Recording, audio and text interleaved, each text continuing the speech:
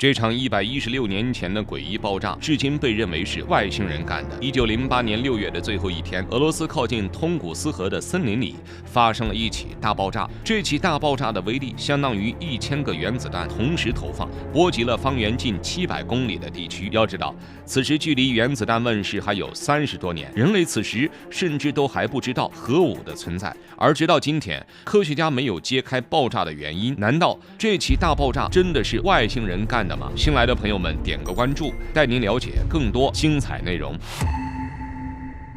近7月的早晨总是闷热的。1908年，居住在瓦拉瓦拉的一名男子一大早就坐在了自家门前的椅子上，企图偷个凉快。他可能想不到的是，没过多久，一场大爆炸就悄然地发生了。伴随着一声巨响，这名男子被外力震得直接从椅子上掉了下来。同时，原本还算清爽的空气，此时也变得燥热不安，那感觉就像是要把人给烤熟一样。更令人震惊的是，还在于那异常发亮的天空。这名男子回忆道，整个天空忽然就被分成了2半，靠近森林那边的天空红得耀眼，还时不时地传出巨响。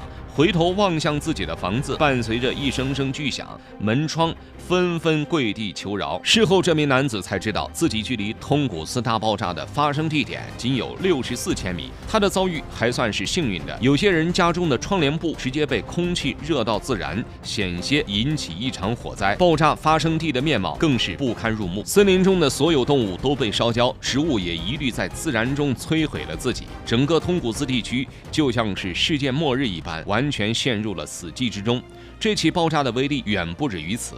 众所周知，爆炸之后会产生剧烈的气压变动，而这起爆炸就导致气压变动，直接影响到了欧洲地区。虽然俄罗斯严格来说靠近欧洲，但通古斯这块毕竟是实打实的亚洲地区。由此可见，这起爆炸的不同凡响。按道理来说，这起大爆炸肯定是要被政府重视，赶紧派科学家前去调查的。可令人遗憾的是，当时的俄国政府忙于内乱，根本没空派人过来。加上这边本就是属于无人区，对人类伤亡的影响不会很大，因而就更加无人在意了。于是，一起本就谜团重重的大爆炸搁置了将近20年，才正式开启调查。